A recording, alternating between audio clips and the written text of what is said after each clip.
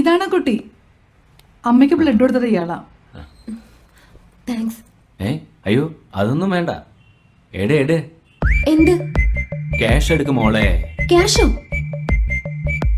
Yes, cash, മണി, Indian rupee, പണം. മനസ്സിലായില്ല? എത്രയാ വേണ്ടത്? 1000 രൂപ, 1000 റുപ്പീസ്. ഒന്ന് നിൽക്കൂട്ടോ, ATM പോയിട്ട് വരാം. ഓക്കെ.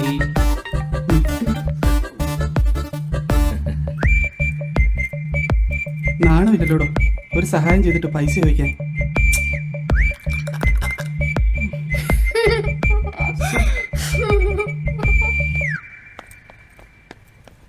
ഡോ ഒന്ന് നിന്നേ.